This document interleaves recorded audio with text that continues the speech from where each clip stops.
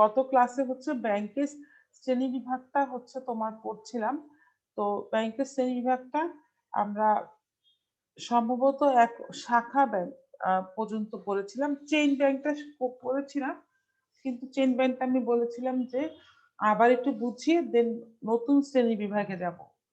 তো আমি একটু চেইন ব্যাংকটাই আবার শুরু করছি। চেইন ব্যাংকটা খুবই ইম্পর্টেন্ট। এগুলো আমরা 9, 10 এও পড়ে এসেছি। আমরা সবাই জানি যে এগুলো আসলে ইম্পর্টেন্ট আমাদের। তখনও এসেছে আমাদের পরীক্ষায়। তো এটা কলেজেও এসে আমাদের ইম্পর্টেন্ট। তো আচ্ছা, তো এখন চেইন ব্যাংক। চেইন ব্যাংক পড়ার আগে আমাদের প্রত্যেকেরই তো চেইন আছে বাসায় গলার, তাই না? নিজেদের না থাকলেও মার আছে বা বড় বোনের আছে বা প্রত্যেকের নিজেদের আছে। আমার মনে হয় সব মেয়েদেরই গোল্ডের হোক বা ইয়ের হোক ইমিটেশনের চেইন আছে। তো চেইন গুলোর দিকে যদি আমরা তাকাই তাহলে দেখবো কি প্রতিটা চেইনের ডিজাইন পুরা সমান। মানে প্রতিটা যে গোল্লা গোল্লা গোল্লা গোল্লা দিয়ে চেইন গুলো বানায়, কোনোটা হয়তো ফুল ডিজাইন, কোনোটা হয়তো গোল্ড ডিজাইন, কোনোটা হয়তো স্টার এর মতো ডিজাইন, কিন্তু সবগুলাই কিন্তু তোমার একই সমান এবং একটার সাথে একটা লেগে আছে। কোনো কারণে যদি একটা জয়েন্ট ছুটে যায় তাহলে আমাদের পুরো চেনটাই পড়ার অনুপযোগী হয়ে যায়। মানে বড় একটা চেন জাস্ট একটা জায়গায় একটা চেনের জয়েন্টটা খুলে গেল, তখন কি হলো চেনটা আর পড়ার উপযুক্ত না। ঠিক চেন ব্যাংকটাও তোমার এই একই থিঙ্কিং থেকে তৈরি করা, যে ছোট ছোট ছোট ছোট তোমার ব্যাংক মিলে যখন একটা বড় কিছু হবে তখন আসলে তাদের শক্তিটা কি হয় বেড়ে যায়। যেমন ছোট্ট একটা তোমার হচ্ছে যে চেনের একটা ছোট অংশ, এটা দিয়ে কিন্তু আসলে আমাদের কোনো কাজে লাগে না, কিন্তু যখন কতগুলো ছোট ছোট অংশ মিলে একটা বড় একটা মালা টাইপের হয় তখন সেটা আমরা করতে পারি। কিন্তু একটা জিনিস দেখবা প্রতিটা চেইনের ডিজাইন আলাদা, তাদের স্বতন্ত্র আছে, তারা তাদের সত্তাটা আলাদা। ঠিক ওই থিঙ্কিং থেকেই চেইন ব্যাংকিংটার নামকরণ হয়েছে। দেখো বলেছে যে যখন কতগুলো সমজাতীয় ব্যাংক তাদের নিজস্ব সত্তা বজায় রেখে নিজস্ব সত্তা বজায় রেখে একটি সাধারণ ব্যাংকিং সংস্থায় রূপান্তরিত হয় তখন তাকে চেইন ব্যাংক বলে। নিজস্ব সত্তা কি, যেরকম আমি বুঝালাম যে চেইনের প্রতিটা যে গোল্লা গোল্লা ডিজাইন প্রতিটা হচ্ছে আলাদা, তার মানে নিজস্ব একটা সত্তা আছে। ভেঙে গেল কিন্তু ভেঙে গেলে কি হয় পুরো ব্যবস্থাটাই আবার কি হয় নষ্ট হয়ে যায়। তো কি হয় যখন একটা ব্যাংক একা ভালো ব্যবসা করতে না পারে তখন সে কি করে অন্য অন্য কতগুলা ব্যাংকের সাথে তোমার একটা চুক্তি করে একটা চেইনের মাধ্যমে তোমার ব্যবসাটা করে, তখন তাকে বলা হয় যে চেইন ব্যাংকিং। আমাদের দেশে এরূপ ব্যাংক ব্যবস্থা গড়ে ওঠেনি, সর্বপ্রথম যুক্তরাষ্ট্রে চেইন ব্যাংকিং ব্যবস্থা গড়ে ওঠে। আমাদের দেশে একটা উদাহরণ দিব, সেটা আমরা পাচ্ছি না কারণ আমাদের দেশে চেইন ব্যাংকিং ব্যবস্থা এখনো গড়ে ওঠেনি, কিন্তু যুক্তরাষ্ট্রে এটা আছে এবং ওয়ার্ল্ডের বিভিন্ন দেশে এটার প্র্যাকটিস আছে বলে আসলে বইতে আহ, চলে এসেছে। ঠিক আছে, তাহলে আমরা মনে রাখবো চেইন ব্যাংক আসলে গলার চেইনের কথা এবং দুইটা শব্দ আমাদেরকে এখানে উদ্দীপককে ধরতে সাহায্য করবে। একটা হচ্ছে তোমার নিজস্ব সত্তা, এই যে নিজস্ব সত্তা এই শব্দটা উদ্দীপকে প্রায়ই আসে, এবং সমজাতীয়, এই দুইটা শব্দ আমরা দেখলে আমরা বুঝে নিব যে এখানে চেইন ব্যাংকের কথা বলা হয়েছে। ঠিক আছে, তার মানে সমজাতীয় কতগুলো ব্যাংক যখন তাদের নিজস্ব সত্তা, মানে যেটা বুঝালাম প্রতিটা চেইনের বড় একটা চেইন হলো প্রতিটা যে গোল্লা গোল্লা গোল্লা গোল্লা জয়েন্ট জয়েন্ট করে একটা চেইন হচ্ছে, প্রতিটা ডিজাইনই কিন্তু আলাদা এবং আলাদা করা বা দেখলেই বুঝতে পারবো এই জিনিসটা আলাদা, এটার সাথে যেটা লেগে আছে সেটা আলাদা, এই জন্য বলেছি নিজস্ব সত্তা। আচ্ছা, তাহলে আমার ধারণা যে তোমরা চেইন ব্যাংকটা বুঝতে পেরেছো। এখন আমি আহ, পরবর্তী পৃষ্ঠায় যাচ্ছি। আমরা তো এটা অন্য বই থেকে পড়ছি, আমরা সবাই জানছি, কিন্তু ভেতরের কথাগুলো মোটামুটি একই। আর তোমরা স্ক্রিনশট রাখতেই পারবা, যদি মনে হয় যে আমি এখান থেকে পড়বো তাহলে এখান থেকেও পড়তে পারো। আচ্ছা, এখন আসতেছে গ্রুপ ব্যাংক। গ্রুপ ব্যাংকটা কি? গ্রুপ ব্যাংক হচ্ছে এখানে কতগুলো দুর্বল ব্যাংক থাকে। দুর্বল ব্যাংক একটা খুব শক্তিশালী ব্যাংকের অধীনে তাদের কার্যক্রম পরিচালনা করে। স্টুডেন্টরা সবচাইতে বেশি ভুল করে উদ্দীপকে গ্রুপ ব্যাংক আর চেইন ব্যাংকের মধ্যে তারা আহ উল্টাপাল্টা করে ফেলে। মানে উদ্দীপকে যদি গ্রুপ ব্যাংক আসে তাহলে দেখা যায় অনেক সময় লিখে ফেলে চেইন ব্যাংক। এখানে কিন্তু আমাদের পার্থক্যটা বুঝতে হবে। আমরা চেইন ব্যাংকে বসে বলে এসেছি যে নিজস্ব সত্তা বজায় রেখে কতগুলো সমজাতীয় ব্যাংক যখন একটা তাদের ব্যাংকিং কার্যক্রম পরিচালনা করে, কিন্তু এখানে বিষয়টা কিন্তু আলাদা, সম্পূর্ণ আলাদা। এখানে দেখো অপেক্ষাকৃত দুর্বল, অপেক্ষাকৃত দুর্বল কতগুলো ব্যাংক, এই যে দেখো, এই দুর্বল শব্দটা কিন্তু তোমার আমরা চেইন ব্যাংকে পড়ে আসিনি। অপেক্ষাকৃত দুর্বল ব্যাংক একত্রিত হয়ে একটি শক্তিশালী ব্যাংকের অধীনে। তার মানে ধরে নেই, ধরো আহ তোমাদের ক্লাস বললাম যে একজন খুব ভালো ফিনান্সে, সে খুবই ভালো, সে তোমার হচ্ছে যে 90-95 পায়, আর তোমরা বাকি যারা আছো তারা হয়তো বা 60-65 বা 70 পাচ্ছ। তো তোমরা কি করলা, তোমরা ওর সাথে একটা চুক্তি করলা যে আমরা হচ্ছে যে তোমার সাথে গ্রুপ স্টাডি করব। এই যে তোমরা অপেক্ষাকৃত দুর্বল 5-7 জন একত্রিত হয়ে এই যে তোমার হচ্ছে শক্তিশালী যে স্টুডেন্টটা আছে তার সাথে গ্রুপ স্টাডি করার চুক্তি করলা, এটা কেন করলা? তাহলে কি হবে, তোমার হচ্ছে যে আহ জ্ঞানটা বাড়বে এবং তোমার পরীক্ষার নাম্বারটা বাড়বে, ঠিক আছে? তো এই ধরনের যে ব্যবস্থাটা ব্যাংকের ক্ষেত্রে হতে পারে, যে সমস্ত ব্যাংকগুলো অপেক্ষাকৃত দুর্বল, তাদের ম্যানেজমেন্ট অতটা ভালো না, প্রফিট করতে পারছে না, তারা কি করলো, একটা শক্তিশালী ব্যাংকের অধীনে চলে গেল। মানে ওই ব্যাংকটা যা ইনস্ট্রাকশন দিবে সে তখন তাই শুনবে। যেমন আমরা যখন টিচারদের কথাই বলি না, কিন্তু যে টিচার যখন একটা কঠিন জিনিসকে যেভাবে ইনস্ট্রাকশন দেয় আমরা সেভাবেই শুনি। ঠিক সেরকম গ্রুপ ব্যাংকের দুইটা বিষয় থাকে, একটা হচ্ছে শক্তিশালী একটা ব্যাংক থাকে, আর একটা হচ্ছে অপেক্ষাকৃত দুর্বল কতগুলো ব্যাংক থাকে, ঠিক আছে? এই জিনিসটা আমরা যদি বুঝতে পারি তাহলে আর উদ্দীপককে আমরা উল্টাপাল্টা করবো না। কিন্তু চেইন ব্যাংকিং কিন্তু এই জিনিসটা ছিল না, চেইন ব্যাংকে ছিল সবই ছিল সমজাতীয়, সব সমজাতীয় হয়ে এক হয়ে একটা ব্যাংক করেছে। কিন্তু গ্রুপ ব্যাংকে হচ্ছে এখানে দুইটা শ্রেণী, একটা হচ্ছে কতগুলা দুর্বল, আর একটা হচ্ছে কি সবল, ঠিক আছে? তো বলেছে তাদের ব্যাংকিং কার্যক্রম ব্যাংকের পরিচালনা তাদের। হুম? ম্যাম, চেইন ব্যাংকের সবাই কি একই কোম্পানির থাকে? যেমন চেইন ব্যাংকে সবই ব্যাপারটা ব্যাক কি, ব্যাংকে চেইন এরকম। ব্যাংকে হচ্ছে সবাই একই, তোমার মানে ধরো সমিতি আছে না, সমিতি করে না যে সমাজের ছোট শ্রেণীর লোকরা তাদের ক্ষুদ্র ক্ষুদ্র জমা দিয়ে কি করে, সমিতি করে। চেইন ব্যাংক ধরো ওই সমিতির মতো, যে সবার ফিনান্সিয়াল কন্ডিশন মোটামুটি একই, কিন্তু সবাই 10-এর লাঠি 1-এর বোঝা, সেরকম সবাই মিলে করছে যাতে তোমার জিনিসটা ভালো হয়। আর গ্রুপ ব্যাংক হচ্ছে তোমার এরকম একটা ব্যাংক যেখানে একটা অনেক শক্তিশালী থাকবে, মানে একটার ক্ষমতা অনেক বেশি থাকবে, আর বাকিগুলোর ক্ষমতা কি থাকবে, কম থাকবে।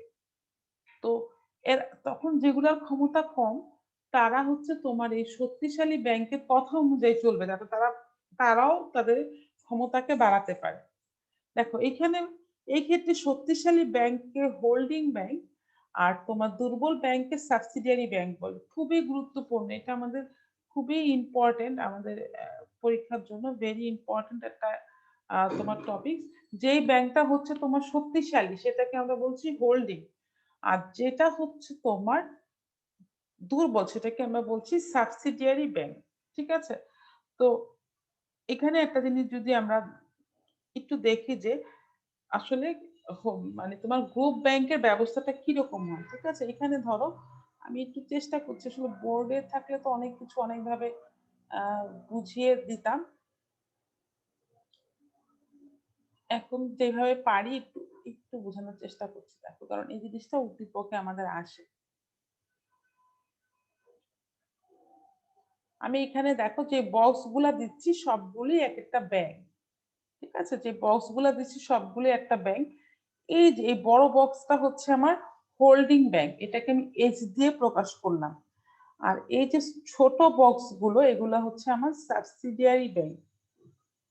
সাবসিডিয়ারি ব্যাংক আমি যে জিনিসটা বোঝানোর জন্য বলেছি, দেখো এই যে যে হোল্ডিং ব্যাংক, এই হোল্ডিং ব্যাংকটা কিন্তু অনেক বড়, ঠিক আছে? এটা খুবই শক্তিশালী।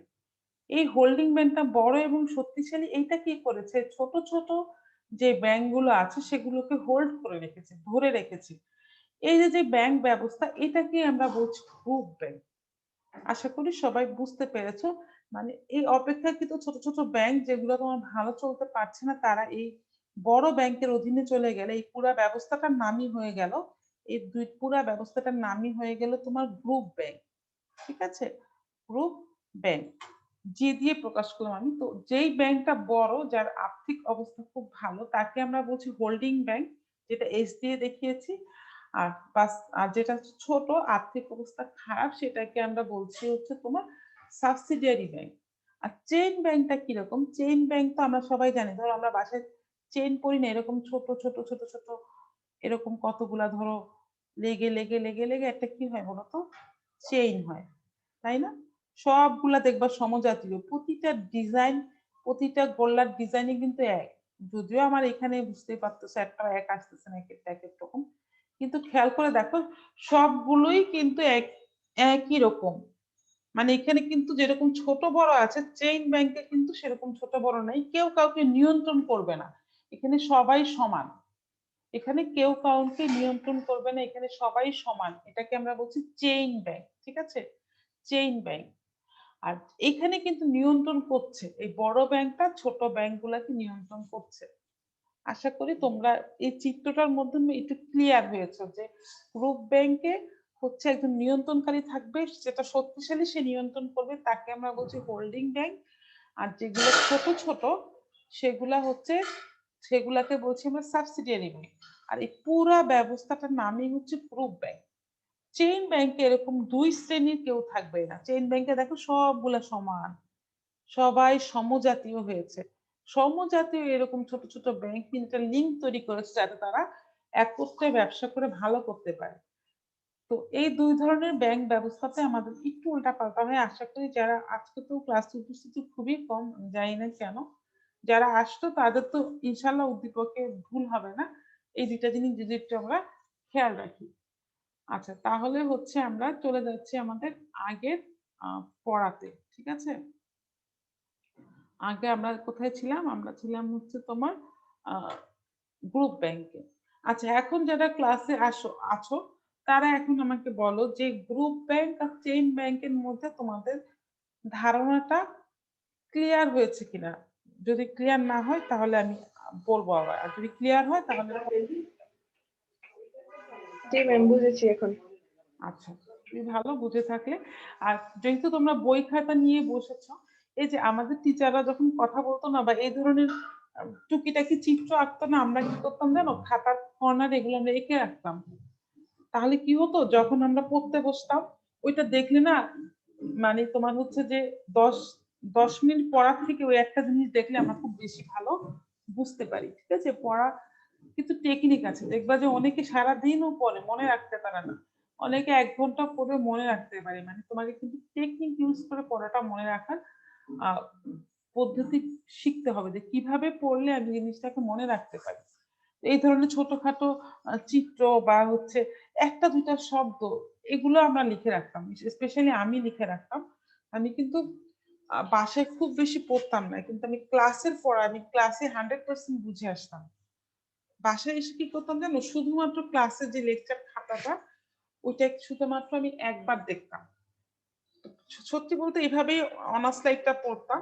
ইন্টারমিডিয়েটে অনেক পড়া লেগেছে, মিথ্যা বললে তো হবে না, আর ইন্টারমিডিয়েটে অনেক সিলেবাস, সময় অনেক কম। তো অনার্স থেকে এইভাবে করতাম, পরীক্ষা রুটিন দিলে তখন হচ্ছে সব করতাম, কারণ এর আগে তো আমি সব বুঝিয়ে যেতাম যে কিভাবে কি করতে হবে। তো প্রতিদিনের পড়া প্রতিদিন ক্লিয়ার হওয়া বা টিচারদের পড়াটা বোঝাটা হচ্ছে সবচেয়ে বড় বিষয়। আর যারা না বুঝে এমনি এমনি চলে আসে তাদের পড়তে অনেক সময় লাগে, ঠিক আছে, তাদের পড়া সহজে মুখস্থ হয় না। আচ্ছা, তো যাই হোক, আমরা এখন চলে যাচ্ছি তালিকাভুক্তি ভিত্তিতে শ্রেণী বিভাগ। এটা খুবই সোজা। তালিকাভুক্ত ব্যাংক আর একটা হচ্ছে অতালিকাভুক্ত ব্যাংক। ম্যাম, একটা কোশ্চেন ছিল। হ্যাঁ, বলো। ম্যাম, আমাদের যেমন স্কুল লাইফে ক্লাস 10-এ ব্যাংকিং আর ফিনান্স পার্টে একসাথে রিজাইন দিতাম, কিন্তু এবার কি এটা আলাদা আলাদা দিব হ্যাঁ, এইচএসসি তে? আলাদা আলাদা দিবা। পুরো ফিনান্সে 100 নাম্বার, ব্যাংকিং এ 100 নাম্বার, ব্যাংকিং ও বিমাতে। তোমাদের দুইটা বই দেখছো না, দুইটা বই তোমাদের 200 নাম্বার। শুধুমাত্র আইসিটি তে তোমাদের হচ্ছে 100। এছাড়া তোমাদের সব পেপারে কিন্তু 200 নাম্বার, ঠিক আছে? এই ফার্স্ট পেপার সেকেন্ড পেপার আছে। তো তোমার ব্যাংকিং যে অংশটা এখন আমরা পড়ছি, ব্যাংকিং এ হচ্ছে তোমার সম্পূর্ণ থিওরি থাকবে। এটার মধ্যে দুইটা পার্ট, একটা হচ্ছে বিমা আর একটা হচ্ছে কি ব্যাংকিং। আর ফার্স্ট পেপারে যেটা ফিনান্স, সেটা তো সবাই আমরা জানি, একটা অধ্যায় পড়েছি আমরা। সেখানে তোমার 9টা অধ্যায়, সেখানে 8টা অধ্যায় ম্যাথ, একটা অধ্যায় হচ্ছে থিওরি শুধু, সরি 2টা অধ্যায় থিওরি, আর তোমার বাকি 7টা অধ্যায় হচ্ছে ম্যাথ। তো তোমাদের এই 2 পেপার আলাদা আলাদা পরীক্ষা হবে, কিন্তু আলাদা আলাদা পরীক্ষা হলেও পাস বা A+ 2 পেপার মিলে হবে। ঠিক আছে, আলাদা আলাদা পরীক্ষা হলেও তোমাকে পাস করার জন্য যে 33 নাম্বার, 2 পেপার মিললে তো 33 হবে না, 2 পেপার মিলে হবে তোমার 66। পাস করার জন্য যে 66 নাম্বার, সেটা হচ্ছে তোমাকে 2 পেপার মিলে পেলেই হবে। ঠিক আছে, এটা সব সাবজেক্টের ক্ষেত্রেই প্রযোজ্য যেগুলাতে তোমার 200 নাম্বার আছে।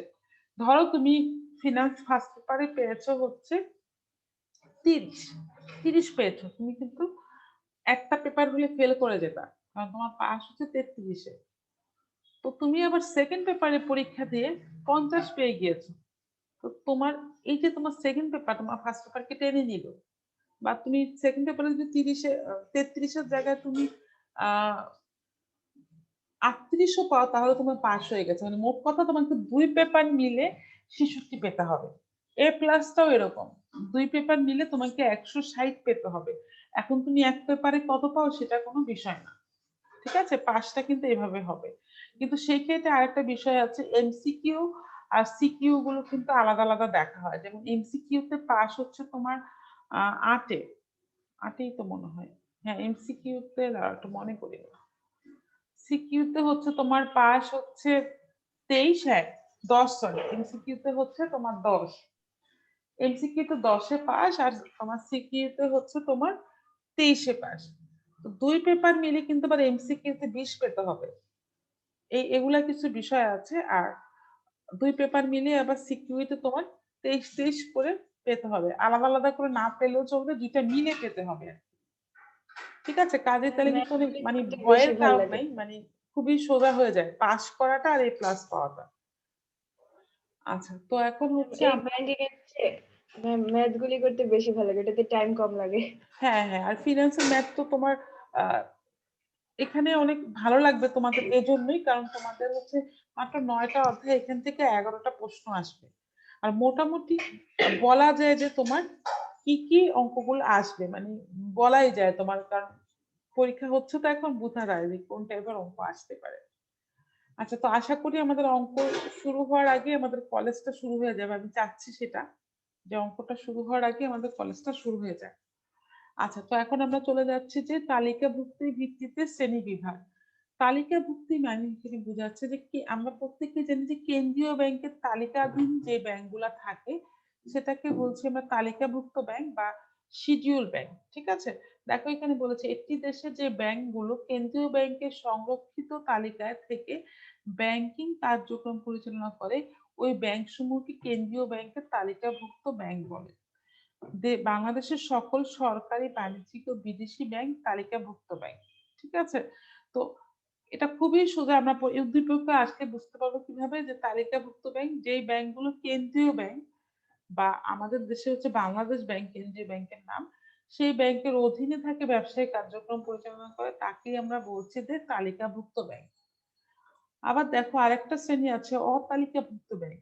যে ব্যাংক সমূহ কেন্দ্রীয় ব্যাংকের তালিকাভুক্ত নয় তাদেরকে অতালিকাভুক্ত ব্যাংক বলে। বাংলাদেশে একটাই অতালিকাভুক্ত ব্যাংক আছে, যেমন আনসার, এটা জিডিপি হবে না, বিডিপি হবে, আনসার বিডিপি উন্নয়ন ব্যাংক। ঠিক আছে, আনসার বিডিপি উন্নয়ন ব্যাংক। তাহলে এই গেল আমাদের তালিকাভুক্তি আর তালিকা অতালিকাভুক্তি ব্যাংক। এরপরে আসতেছে আমাদের গ্রাহক সেবার ভিত্তিতে শ্রেণীবিভাগ। একটা হচ্ছে পাইকারি ব্যাংক, আর একটা হচ্ছে তোমার খুচরা ব্যাংক। এখন পাইকারি জিনিসটা কি, দেখো আমরা যখন আহ, কোনো কিছু কিনতে যাই, দেখবা যে আমরা যখন একটা ক্রিম কিনি, ধরো মুখে দেওয়ার জন্য একটা ক্রিম কিনতে গেলাম, সেটার দাম ধরো 1000 টাকা নিল। কিন্তু যখন আমরা 24টা বা 50টা ক্রিম কিনবো একটা তোমার হচ্ছে পাইকারি জায়গা থেকে, তখন হচ্ছে তোমার সেটার দাম কিন্তু কমে যায়। ঠিক আছে, মানে পাইকারি বলতে আমরা বুঝাই যে তোমার বেশি জিনিস কেনা, তাই না? পাইকারি বলতে আমরা বুঝি যে বেশি জিনিস কিনা, যেমন একটার জায়গায় বেশি কেনা। আর খুচরা বলতে আমরা বুঝাই যে একটা একটা করে কিনা বা দুটা তিনটা করে কিনা, সেরকম। তো ব্যাংকের ভিত্তিতে যেটা পাইকারি, যেই ব্যাংকগুলো তোমার হচ্ছে যে বড় বড় ব্যবসা প্রতিষ্ঠানকে সেবা প্রদান করে, সেটাকে আমরা বলছি যে পাইকারি ব্যাংক। ঠিক আছে? দেখো এখানে বলেছে বৃহত্তর ব্যবসা প্রতিষ্ঠানকে সেবা প্রদানের উদ্দেশ্যে বৃহত্তর তোমার যে ব্যাংকিং সেবা গড়ে উঠেছে সেটাকে আমরা বলতেছি যে পাইকারি ব্যাংক। বলেছে যে বৃহত্তর ব্যবসা প্রতিষ্ঠানকে সেবা প্রদানের উদ্দেশ্যে বৃহত্তর ব্যাংক সমূহ যে কার্যক্রম পরিচালনা করে তাকে পাইকারি ব্যাংক বলি। আমাদের দেশে এরকম কোনো পাইকারি ব্যাংক প্রতিষ্ঠান নাই। আচ্ছা আমি একটু বুঝিয়ে দিই। ধরো তোমার একটা অনেক বড় কোম্পানি আছে, এই কোম্পানিতে 5,000 লোক কাজ করে, তাদের স্যালারি দেওয়া, তাদেরকে লোন দেওয়া, তাদের তাদের বীমার টাকা জমা রাখা, অনেক কার্যক্রম। একটা একটা ব্যক্তির এত বড় ব্যবসা প্রতিষ্ঠান যে তার কাজটা অনেক বড়, অনেক বড় ব্যবসা। তো শুধুমাত্র এই ধরনের বড় ব্যবসা প্রতিষ্ঠানকে ধরো একটা ব্যাংক বিশেষ সেবা দিলে তখন সেটার নাম হয়ে যাবে পাইকারি ব্যাংক। তো আমাদের দেশে এরকম কোনো ব্যাংক নাই যে শুধুমাত্র একটা বড় ব্যবসা প্রতিষ্ঠানকে তোমার সেবা দিচ্ছে। ঠিক আছে? তো পাইকারি জিনিসটা হলে মনে রাখবো যে আমরা যেখানে তোমার অনেক অনেকগুলো আম, তোমার হচ্ছে বৃহত্তর বিষয়টা যখন চলে আসবে তখন সেটাকে আমরা বলবো পাইকারি ব্যাংক। এরপরে আসো দেখো যেটা আমরা পড়ছি যে খুচরা ব্যাংক। খুচরা ব্যাংকটা কি, যেখানে তোমার ছোট ছোট তোমার ব্যাংকিং সুবিধাগুলো হচ্ছে তোমার পাওয়া যায়।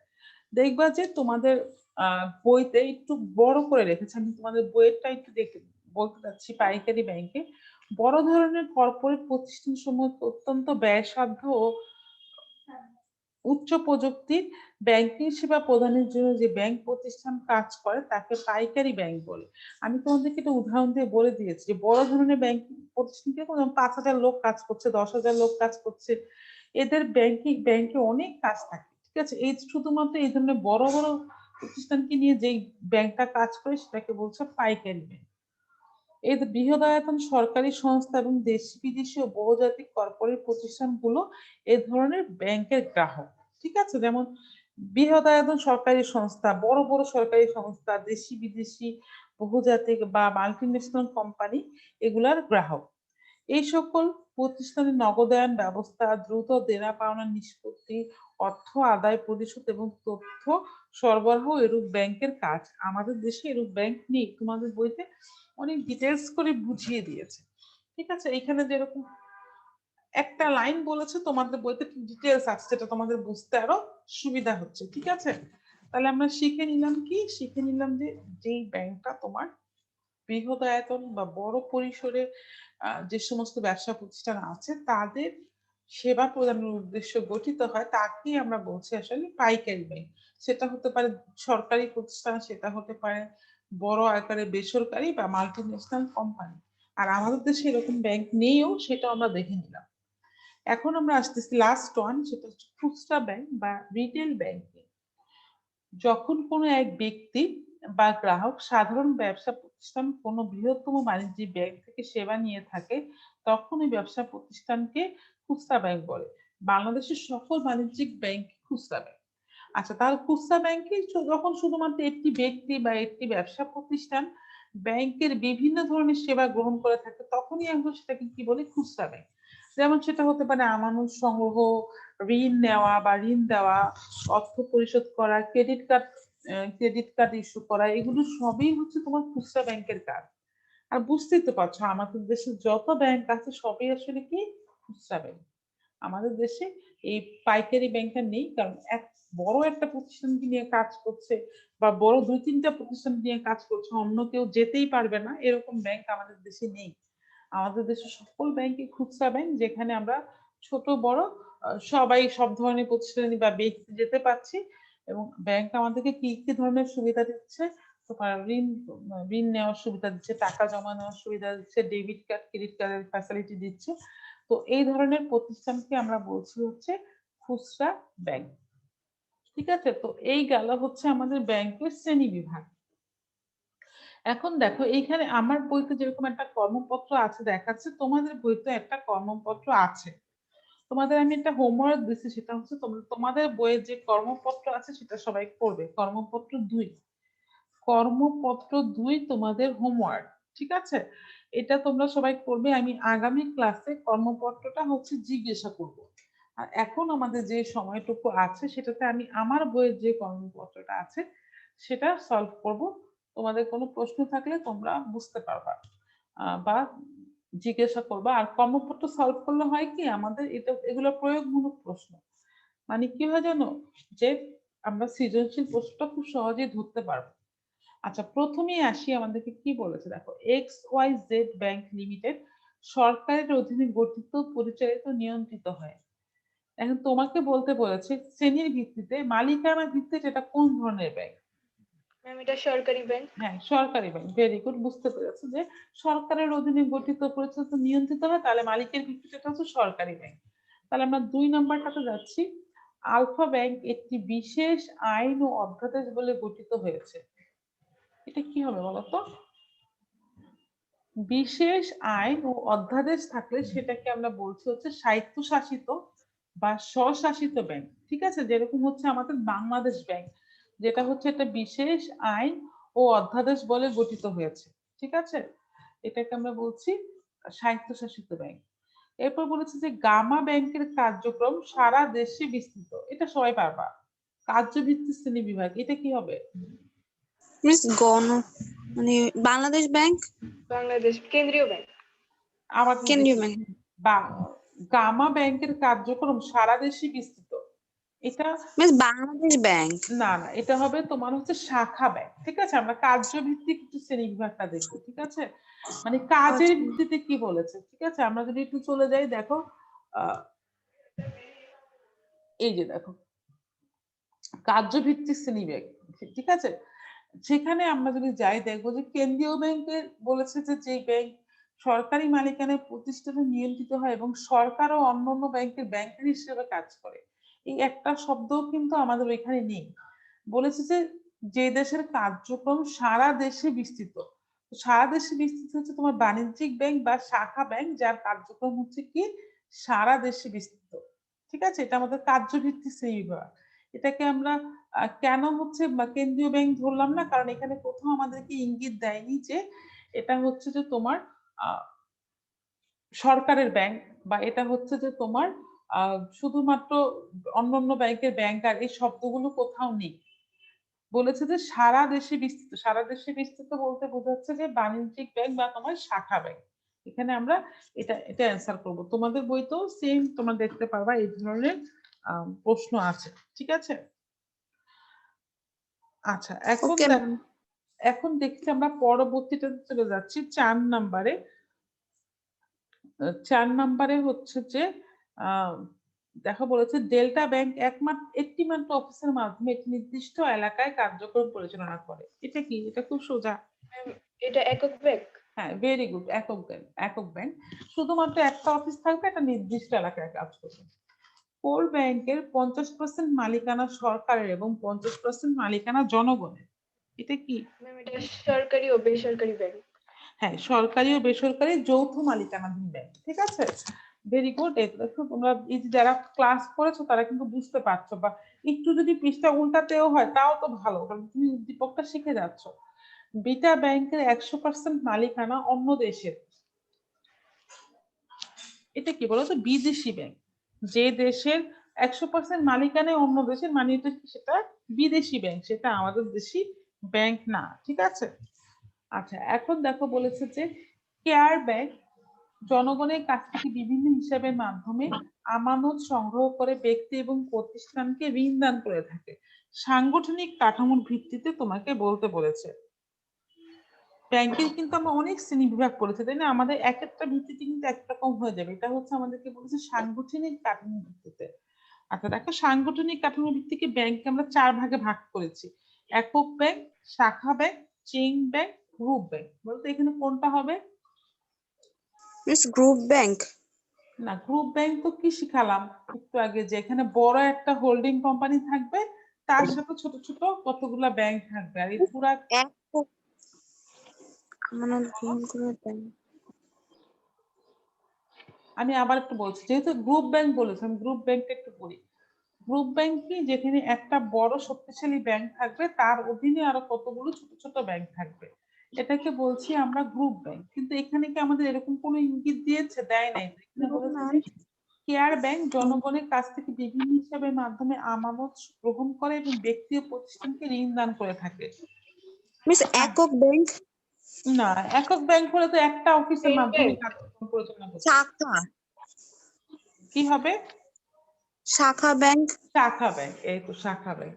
এটা বুঝতে হবে, কারণ একক ব্যাংকের একটা নিজস্ব একটা বৈশিষ্ট্য আছে, একটা মাত্র অফিসে কাজ করছে, কিন্তু এখানে এরকম কোনো ইঙ্গিত দেয় নাই। ঠিক আছে, এখানে বিভিন্ন দেখো শাখা ব্যাংক কি, যেখানে আমরা সবসময় যাই, আমাদের কাছ থেকে বিভিন্ন আমানতের মাধ্যমে আমানত গ্রহণ করে আমাদেরকে ঋণ দেয়। নর্মাল যে ব্যাংক সেটাকে আমরা কি বলছি? শাখা ব্যাংক। আচ্ছা, এখন দেখো আশা ব্যাংক বড় বড় প্রতিষ্ঠানকে বড় আকারে ঋণ প্রদান করে, ছোট কোনো ঋণ দেয় না। গ্রাহক সেবা, এটা কি হবে? এটা একটু আগে পাইকারি ব্যাংক। পাইকারি ব্যাংক, ভেরি গুড, একটু আগে আমরা পড়ে এসেছি। কমার্স ব্যাংক একটি দেশের প্রধান ব্যাংক হয়ে পরিচালিত হচ্ছে, তালিকাভুক্ত, একটু আগে পড়ে এসেছি। এটা হবে তালিকা, বাংলাদেশ ব্যাংক। একটা প্রধান ব্যাংক মানে কি, মানে কেন্দ্রীয় ব্যাংকের কেন্দ্রীয় ব্যাংক। পরিচালিত, এগুলি গেল কি তালিকাভুক্ত, তালিকাভুক্ত ব্যাংক। এই যে একটু আগে যেটা আমরা পড়ে আসলাম। আচ্ছা, এখন আমরা চলে যাচ্ছি যে তোমার হচ্ছে 10 নাম্বারটা। বিটা ব্যাংক একটি বিশেষ আইনের অধীনে কৃষকদের সহায়তা করার জন্য গঠিত হয়েছে। এটা কি হবে? কৃষকদের সহায়তা করার জন্য। কৃষি ব্যাংক ম্যাম। কৃষি ব্যাংক, ভেরি গুড। একটা বিশেষ আইন বলেছে, এটা আমাদের খেয়াল রাখতে হবে। আমরা কিন্তু এর আগে ক্লাসগুলোতে দেখেছি যে কৃষি ব্যাংক কিন্তু একটা বিশেষ আইনে গঠিত হয়েছে। আচ্ছা, পিকিউ ব্যাংক দেশের সরকারের ব্যাংক হয়ে কাজ করছে, কার্যভিত্তিক শ্রেণীবিভাগ, সরকারের ব্যাংক হয়ে কাজ করছে, তাহলে কি হবে? কেন্দ্রীয় ব্যাংক। হ্যাঁ, কেন্দ্রীয় ব্যাংক, কারণ এখানে কার্যভিত্তিক বলেছে। আমরা শ্রেণীবিভাগের উপরের হেডিংটা খেয়াল করব, যেহেতু সরকারের ব্যাংক হয়ে কাজ করছে তাহলে সেটা কি হবে? কেন্দ্রীয় ব্যাংক। ডিডি ব্যাংক একটি শক্তিশালী ব্যাংকের অধীনে নিজস্ব সত্তা টিকিয়ে রাখার জন্য পরিচালিত হচ্ছে, সাংগঠনিক কাঠামো কি? Group bank. শাখা bank. Very good, group bank. এই যে দেখো শক্তিশালী, আমি বলেছিলাম না এই শব্দটার দিকে খেয়াল রাখতে। ওই যে বড় যে বক্সটা এঁকেছিলাম সেটার নাম দিয়েছিলাম কি? শক্তিশালী ব্যাংক। তো এই শক্তিশালী ব্যাংকের অধীনে যারা থাকে সেটাকে আমরা পুরা সাংগঠনিক কাঠামোর নামই হচ্ছে গ্রুপ ব্যাংক। ঠিক আছে, আচ্ছা এখন 13 নম্বরটা কি হবে? এটা হবে চেইন ব্যাংক। চেইন ব্যাংক, হ্যাঁ, যেহেতু আমাদের সময় কম, এটা আমার সবাই বুঝতে পারছো তাই না? সমতুল্য বা সমজাতীয় শব্দটা আছে। 14 নাম্বারটা এটা অতালিকাভুক্ত ব্যাংক। অতালিকাভুক্ত, ভেরি গুড। আর তোমরা যারা ক্লাসে অ্যাটেন্ড করেছো তারা সবাই মোটামুটি বলতে পেরেছো, যেন আমার আসলে ভালো লাগছে। তোমাদের জন্য দেখো টপিকটা কত সুবিধা হয়ে গেল। তোমরা এখন শুধু 2-3 বার পড়বা, তাহলেই সব পারবে ইনশাআল্লাহ। তো তোমাদের আগামী ক্লাসের পড়া হচ্ছে, তোমরা তোমাদের বইয়ের কর্মপত্রটা পড়বা, আমি ওইটা ধরে দেন আমরা নতুন টপিকসে চলে যাব। ঠিক আছে, তাহলে সবাই ভালো থেকো আজকের মতো। ইনশাআল্লাহ আগামী ক্লাসে দেখা হবে। আল্লাহ হাফেজ। আসসালামু আলাইকুম ম্যাম। ওয়ালাইকুম আসসালাম।